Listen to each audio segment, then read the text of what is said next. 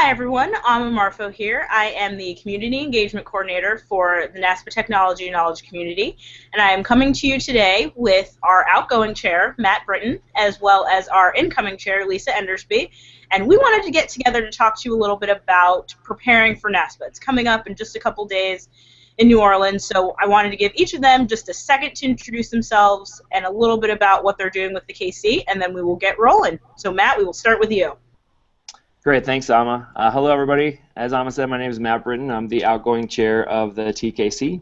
I currently serve as Associate Director of Alumni Relations at the University of Northern Colorado, and have been with the TKC now for just over 4 years. I'm really excited going into the conference to celebrate some of the successes that we've had, and really looking forward to seeing what Lisa does as we move forward with the TKC. So. Thank you for having me, and this will be fun. Thanks, Matt. Well, thanks, Matt. And as Amma mentioned, I am the incoming chair of the NASPA Technology Knowledge Community, so I get to elect from my title and just be the chair at NASPA in New Orleans, which is exciting. I currently work as an assessment consultant as well as a technology and student affairs consultant with a number of different organizations and associations. And I'm just really excited about building on the successes that Matt has really helped bring to the TKC, and there's lots of great opportunity and potential with the team, both those who are staying with us and some new members of the team as well, which will be really exciting to see. So lots of new opportunities, lots of new potential, and lots of new learning, which I'm really excited about too. I think there's lots that is left for me to learn and lots for our team to learn together. Excellent. So to start, just if you could give us a little bit of a recap of, so for those of us that were in Baltimore last year, and we're coming into now with New Orleans, what have we done since then that people should be really excited about? That is a long and full list of things. Coming out of the conference in Baltimore, we really wanted to put some structure behind the work that we were doing, because we had a lot of great ideas, but they were kind of just here, there, and everywhere, and we didn't have them written down. So we came up with 4 pillars, which we've used this year to kind of guide our work. Lisa and I have been doing a series of blog posts about the pillars that you can find on the TKC's blog to kind of fill you in detail about what we're doing. But some of the higher level things that we've done is we've had now for 2 years a conversation about peer-reviewed academic technology journal, and have really looked at how can we make something possible, and how can we put something in the field that doesn't take 6, 9, 12, 18 months to get things published. And so I'm happy to report that we have submitted a proposal through NASPA to the publishing company that NASPA uses. Lisa and I are meeting with them on Monday during the conference to really talk about next steps. So this is an idea we've had for 2 years now that a lot of people have put a lot of time and energy into. And it's something that we're pushing forward. So by far, one of the things I'm most excited about is the journal. I would also say that we have been very involved in the discussions that NASPA and ACPA have been having about the need for a technology competency to add to the professional competence list for our practice. And so we're happy to see that moving forward. We're happy to have a report about the technology competency that will be presented at our TKC business meeting, and we're really hopeful that coming out of this conference, a technology professional competency area will be added to the competency book. So those are the 2 things that I'm really excited about. Excellent. Lisa, how about you? Ditto to everything Matt said. I'm really thrilled about the pillars. I think it was, if I do say so myself, a great brainstorm and a great discussion that Matt and I had back in Baltimore, where, as Matt said, we really wanted to think about some ways to add some structure to what we do as a TKC, but also to really think about, in, I guess, a big picture, what are we doing as a TKC, and what areas of technology are going to be most important for us to focus on in the big picture. So we do really well with things like engagement. Amma's a great example of that. She does lots of great work around engaging our members, both online and offline and all those spaces in between. But we also know that we wanted to add some more, and this is my assessment brain coming out, but some more curriculum-driven, outcomes-focused pieces to the work that we do. So it wasn't just preaching to the choir. It wasn't just, isn't technology awesome, or just this is something we know is an important topic. but what can we help our members learn about? How can we help our members advance professionally in their skills or in other ways? What experiences can we provide them that will be meaningful to them professionally as well as potentially personally?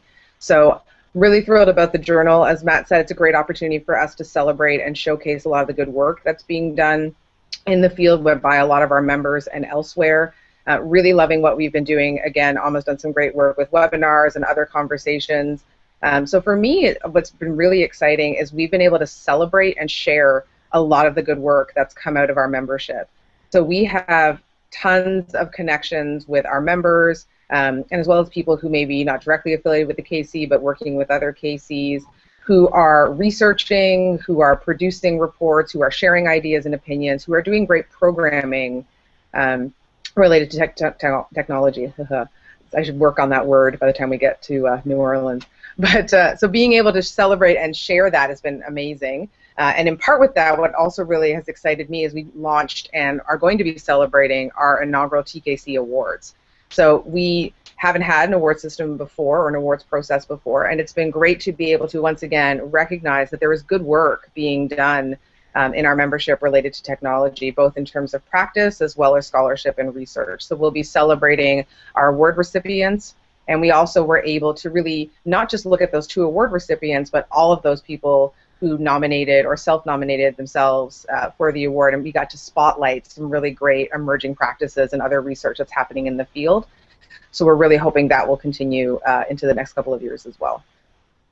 Excellent. And I know for my part, going through all of those posts as they came out, I love seeing not just those that won, but also the other ones that were nominated, so we have an idea of what other types of work are being done, what other questions that are coming up on other campuses that people might be answering. And typically when you're doing something like that, the selection process gets to keep the ones that aren't selected, but I really like that we opted to share those because I think all of it's good work, especially absolutely. in our early year. So being able to say it's all good and all of it we shared was a really, really cool added bonus. So I like that. Thanks. Welcome.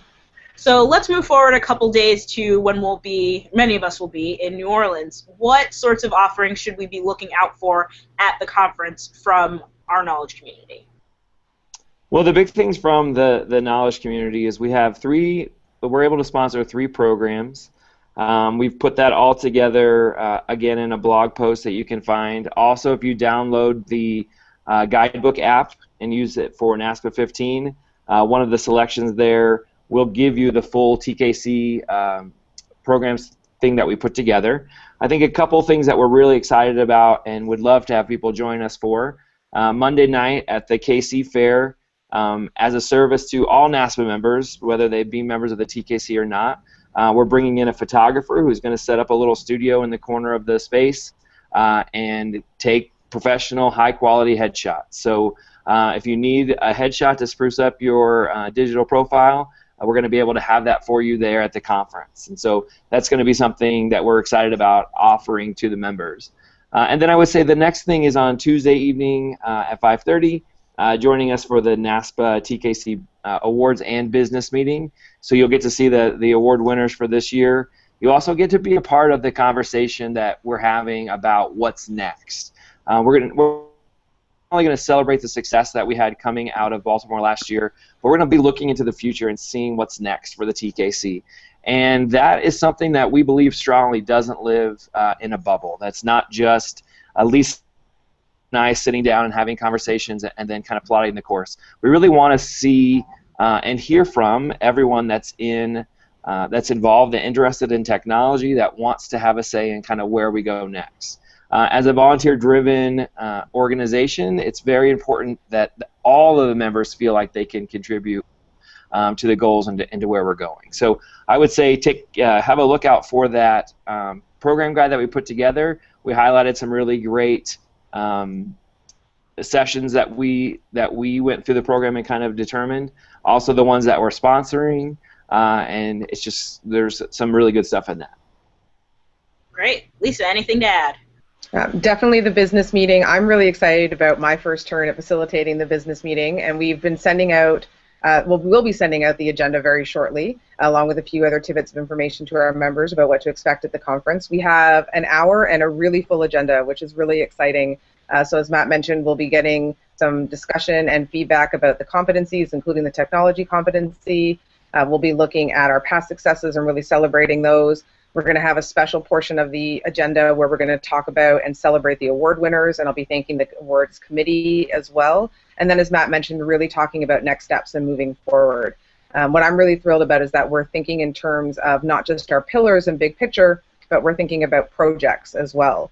So, as Matt mentioned, volunteer-driven organization, and we're very much committed to and indebted to our volunteers, but we want to make sure that our volunteers have something tangible to work on. So we hope you'll buy into our 4 pillars, but we hope more importantly that you're volunteer to be a part of some of the projects that we have upcoming, some of which are ones that have been around for a couple of years, as Matt and I have been working together, and a couple of new ones that I've started to take the lead on that you can hear about if you come to the business meeting on Tuesday evening. And the other piece I'll highlight will be the What's Happening session. So that's What's Happening, APP. And those are more like lab-based, facilitated conversation sessions for people who are interested in learning about different apps that might help make your professional and or personal life a little easier. So things like scheduling apps, meeting apps. We've got a great team of people, some TKC team members and some TKC members at large, who will be helping out facilitating those sessions, and those happen on Monday and Tuesday, both in the morning and the afternoon. All of that information is in our TKC program guide as well. Excellent. And I love that we've been able to get people to volunteer for things at the conference, both that are pretty intimately involved with the TKC and those that aren't, but just wanted to be helpful and have some expertise and enthusiasm, which are the 2 things we love to see. Absolutely. So as far as those who may not have the opportunity to travel with us to New Orleans, because as we know, there are lots and lots of people consuming the content and the information that we have, and not all of them will be able to make it to the conference, how can they get involved? Not just with going to the sessions, which is an option that comes through virtual conference, but being able to sound off in things like the business meeting or being able to contribute. What recommendations would you have for them getting involved with us while we're there?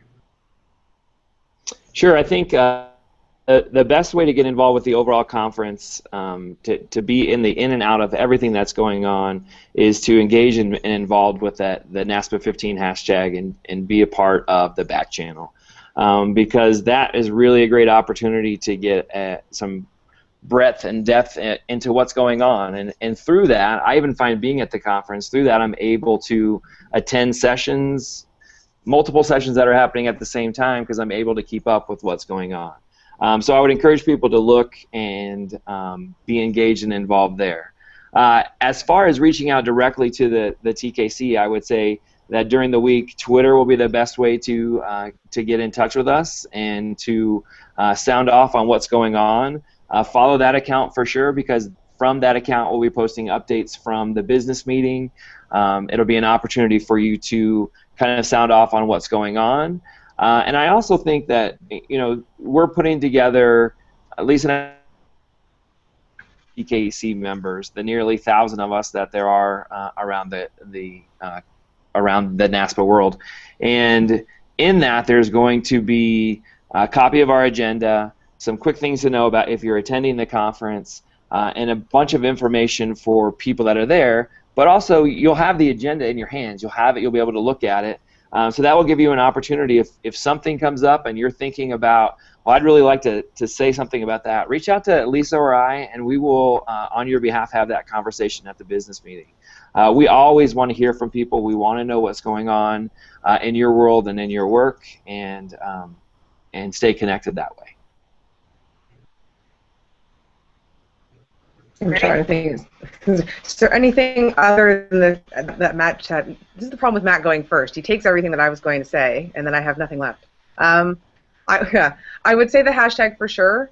Certainly keep in touch with us. Hashtag NASPA15. Certainly tweet us, NASPA_TKC, if you're looking to connect with us on Twitter. But Matt and I are also both very open to having conversations outside of Twitter as well. Myself, more than some, recognize the limitations of 140 characters, as you may have noticed already, and I'm certainly open to reaching out and having conversations. If you want to start the conversation on Twitter and take it to another place, we're happy to chat over email.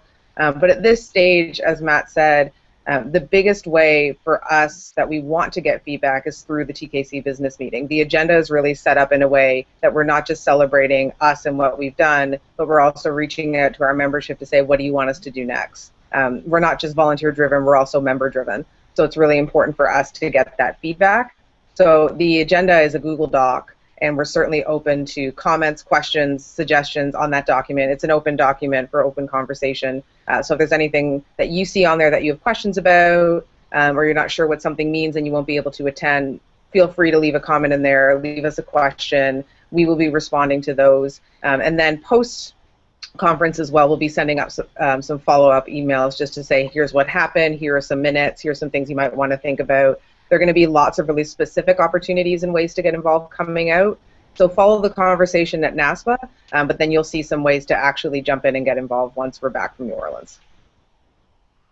So again, for those that will be with us from home or from their offices as they're catching up, we have a lot of people that choose to kind of join Twitter around this time. So maybe they don't have the experience of following a back channel and staying up to date with hashtags as we might be. So for those who we know will be first timers, do either of you have any tips on how to follow that? Because it's a pretty steady stream of information over that couple of days. And Lisa, I will start with you so that Matt doesn't take what you have to say. Yes. Not a good one for that. You know, what's fascinating to me about conference hashtags is people will say, I'm so overwhelmed, there's so much happening, and there's so much information, just as you said, Amma, but then I always come back and say as gently as possible, but you haven't lost your sense of agency. There is still an opportunity for you to pick and choose what you want to look at, when you want to look at it, and respond to it how you want to. So your goal is not to follow anything and everything. Your goal is not to respond to everyone. Your goal is not to be engaged in everything.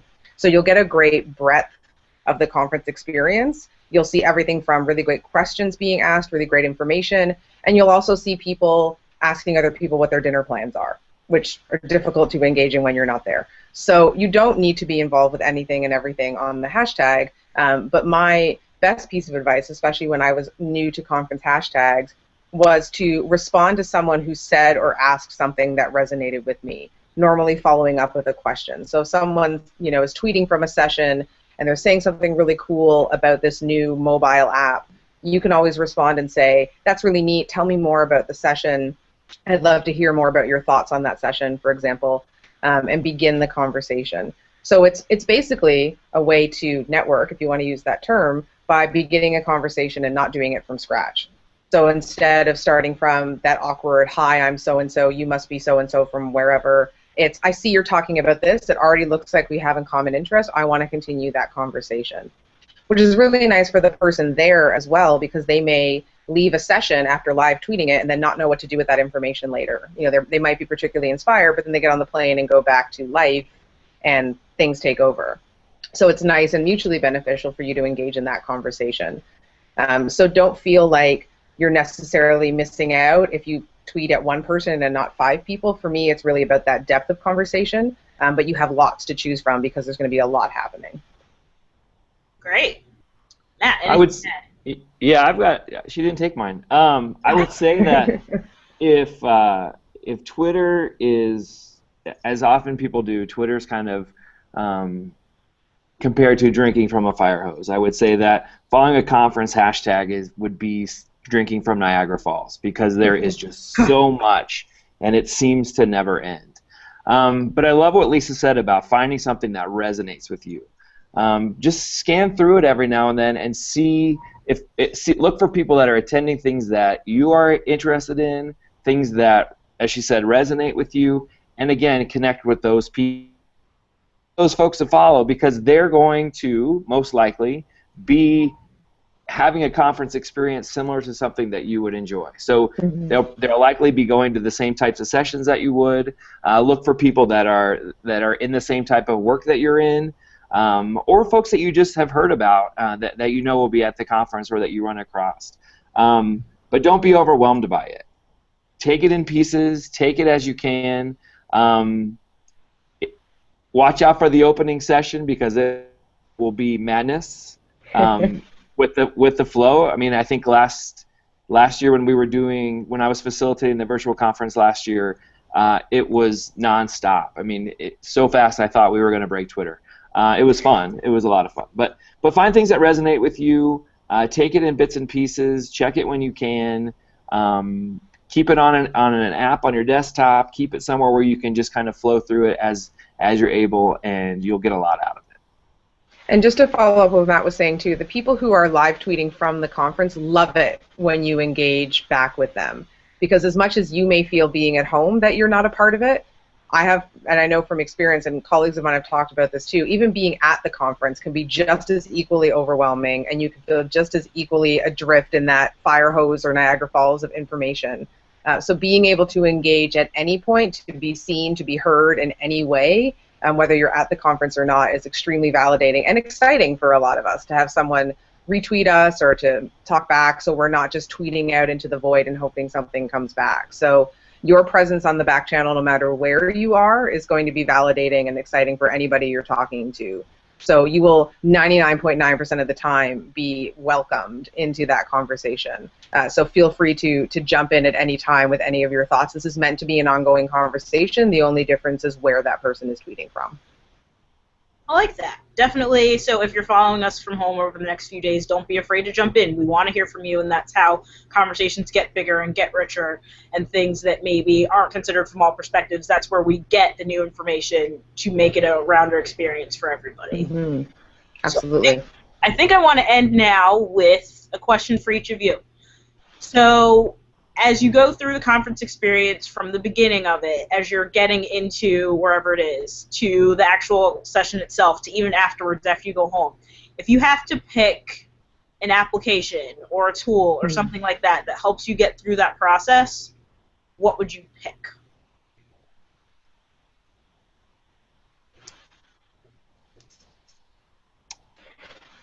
That's a really great question. You first, you go. Yeah. So I think the thing that keeps me, as far as the NASPA conference is concerned, that keeps me most grounded in what's going on and most up to date would be the NASPA app. The partnership with Guidebook has been great. The things that they've been able to add this year are fantastic. I think it's very user friendly. It's very usable. So that for me is one. I would also say that the Outlook app that I have on my phone helps me manage my life and keeps all of the things that aren't on the app together. So the meetings that we have, the meetings that will inevitably pop up with people that you've run into and said, hey, or I really enjoyed what you were saying at this, can we find a time to sit down and chat? Having something that helps manage just the calendar piece of what's happening is incredibly helpful, because there is so much to do in the 4 or 5 days that you're there. And keeping everything straight in your head or keeping it jotted down on notes just isn't going to work. So my main sanity during NASPA comes from things that help me stay on schedule and kind of stay up with what's going on. Yeah, I would have to agree with Matt. So great minds. Definitely the app.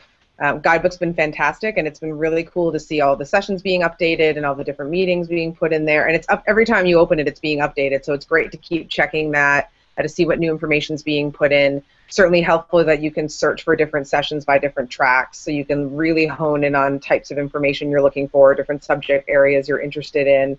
I also am absolutely wedded to my Google Calendar. So my conference life is in my calendar. It looks like a bad game of Tetris in there right now, but I'm hoping it'll get better by the time we get there.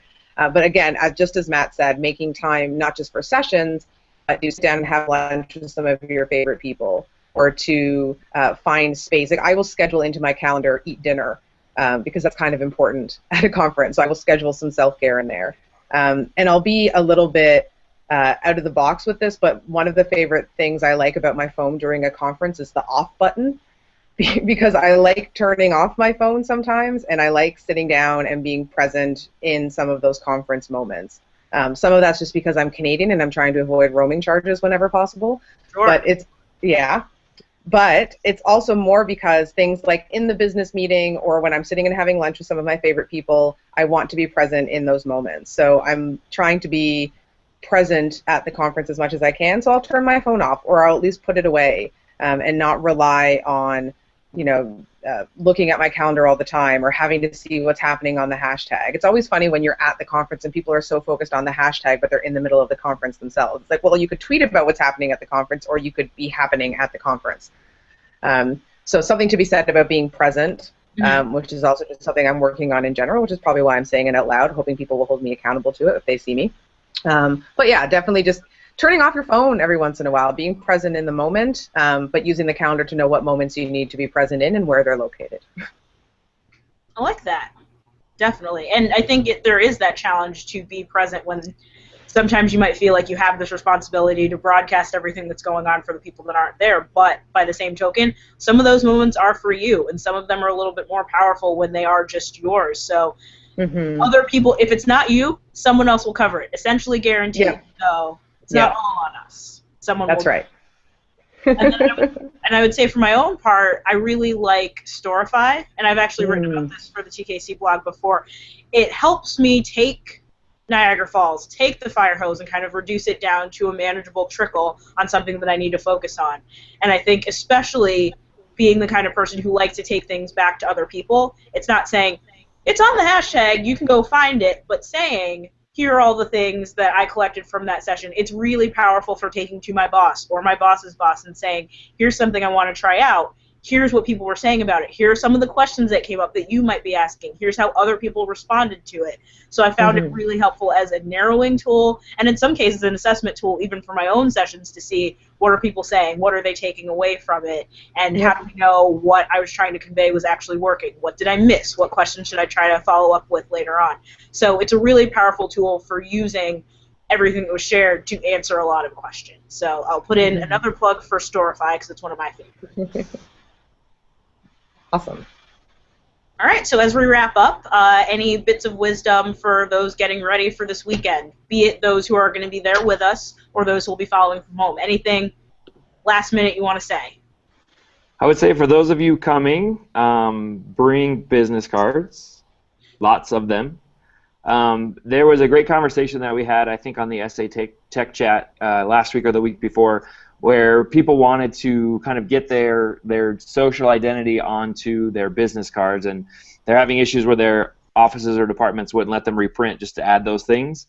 My big suggestion for that, and something that I do personally, is I just throw a little label on the back that has my About Me page and my Twitter handle, and it's a way for people to go then and find and connect with me on a bunch of different levels in a bunch of different places. So I would encourage you to have some of those on the hand with the labels, and then also some that don't, and for a lot of great opportunities just to kind of drop your business card in a bucket at the fair where there's all the vendors and win opportunities and win prizes and things like that. So I think that being prepared and being ready and having that stuff ready to go will be great.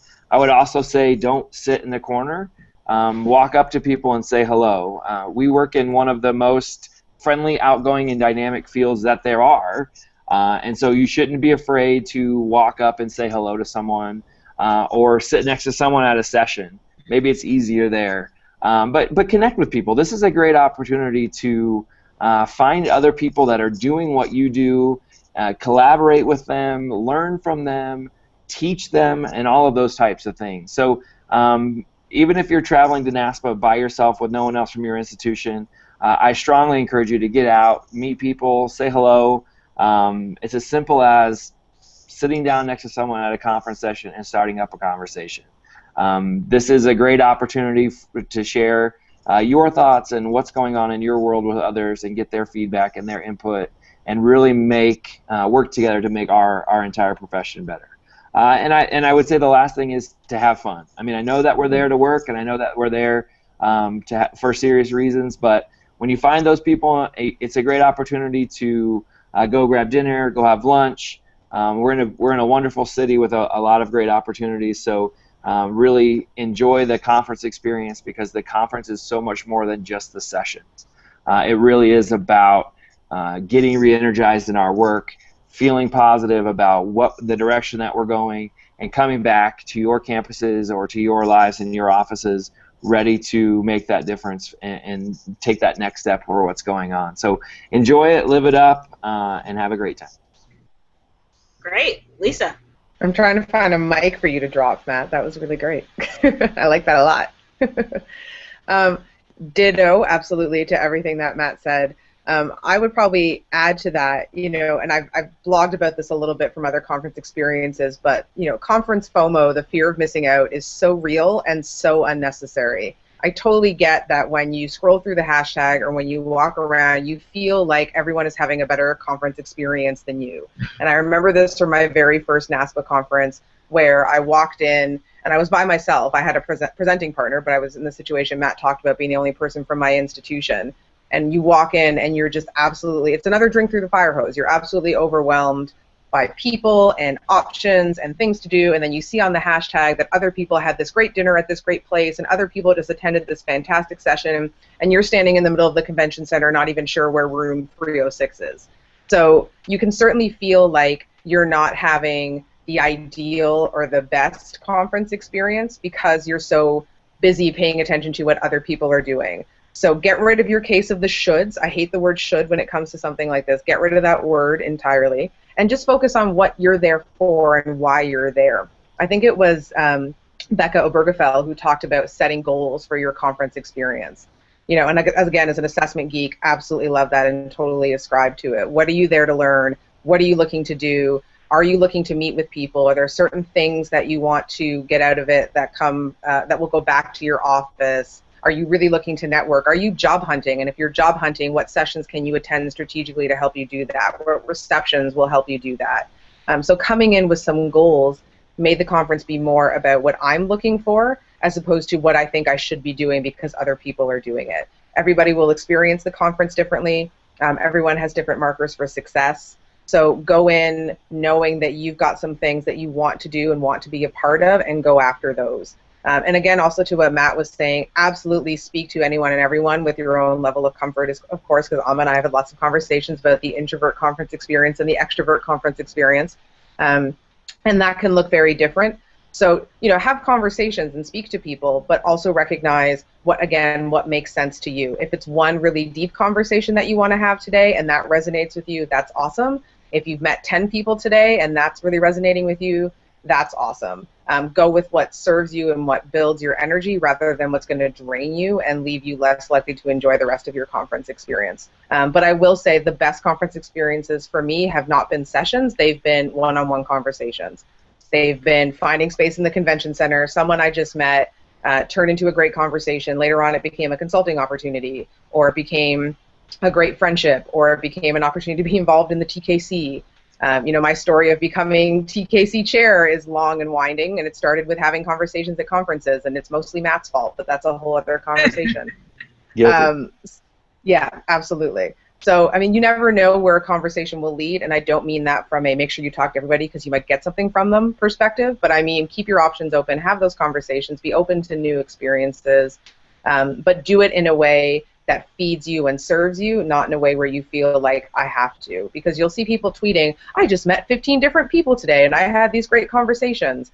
And there's no magic number and there's no magic way of experiencing the conference that'll make it good. Do what makes sense to you. And finally, make sure you bring something back. It's a great experience. There's lots of learning that happens, but come back to your institution, to your department, to your colleagues, and share that learning, pay it forward. Because the people who aren't there will be experiencing and sharing in one way, but they won't have the same experience as you. So it's almost like you have a responsibility, really. You're being gifted with such a great privilege to attend this conference, so make sure that you're bringing something back that will pay it forward.